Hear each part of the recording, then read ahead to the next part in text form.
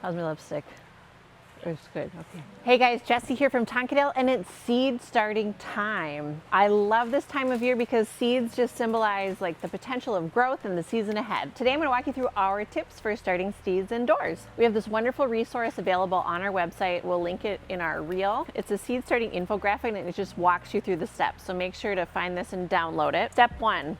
Make sure you have good supplies. Really great seed starting mix is so important. We like Espoma's organic seed starter.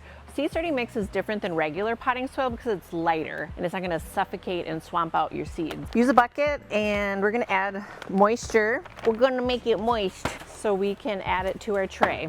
Mixy mixy. Ooh, it's so silky. So silky. I feel so down to earth right now. Add moisture until it's like clumps kind of nicely, but it's not squeezing out like a sponge. So we have these handy dandy seed starting kits here at Tonkadale, which makes it super easy peasy. They are, yes, plastic, but it's definitely reusable. They don't need a lot of soil to germinate, so these smaller cells are going to be great for starting out. I like the option of the tray because you can put your Jiffy strips in there. These can be cut apart and directly planted into a larger container or right into the ground. Once the seedlings size up, you can use this tray to transplant your babies into your big boys and just lay out your pots like this. We also have biodegradable option too. I'm going to start with the Jiffy strip option. I'm guessing this will fit perfectly in this tray. All right.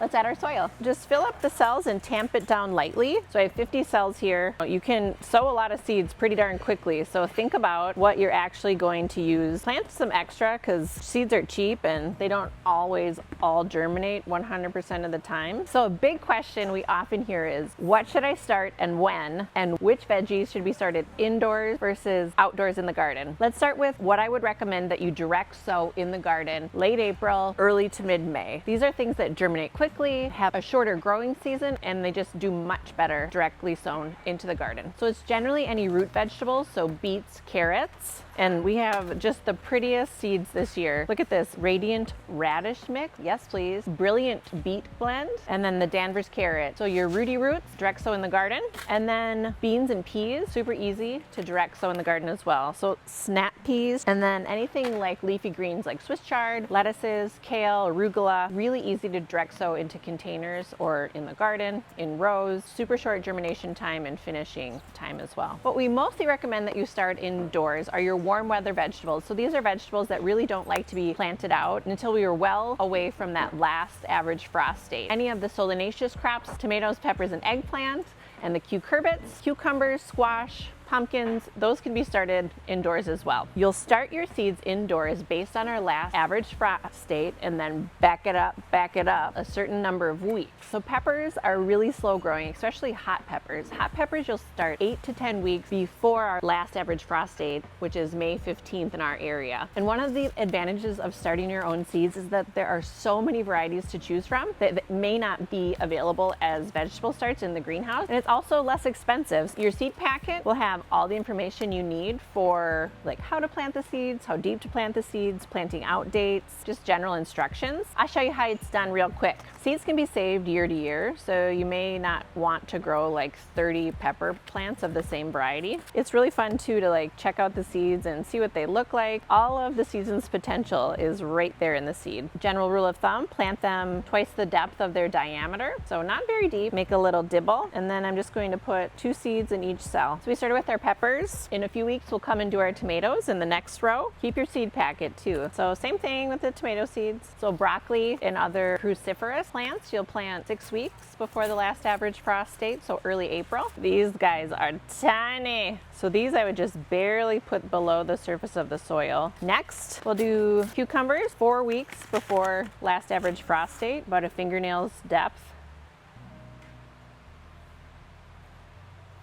There we go.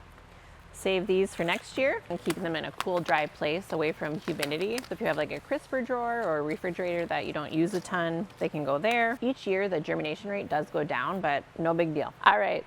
All our seeds are planted. I'm just going to cover lightly with some additional seed starting mix. All of these varieties do not need light to germinate. So it's okay to cover them with a light layer of soil. Lettuce does need light to germinate, so when you sow lettuce, you just simply sprinkle it over the top of the soil. They're all tucked in tight. Now the key to success with germination is humidity, moisture, and warmth. Many people will have heating pads that they put underneath. Another thing you can do, if the top of your refrigerator is open, that's usually warm, you can set your trays up there. And again, your seeds don't need light to germinate. For watering, you'll want to keep the soil evenly moist, but it's hard to water with like a watering can because you'll kind of swamp them out and the seeds will float to the surface. I like to mist. So just like a really consistent mist will help moisten that soil. And then you're going to keep the humidity in either by covering with a layer of saran wrap or with one of these germination / propagation domes. So it kind of creates a little mini greenhouse, keeps the moisture in, creates a nice humid, warm environment, and you'll leave that on until the teeny tiny seedlings poke up out of the ground. Fertilization. Once your seedlings emerge and they have their first set of true leaves, you could start fertilizing, and you're going to want to fertilize at a very diluted rate. We love Neptune's liquid seaweed plant food. It may be a little stinky, but it's full of all kinds of yummy goodies. I would mix it up at a half rate, and then you can add it to your sprayer. If you're watering with a little squirter,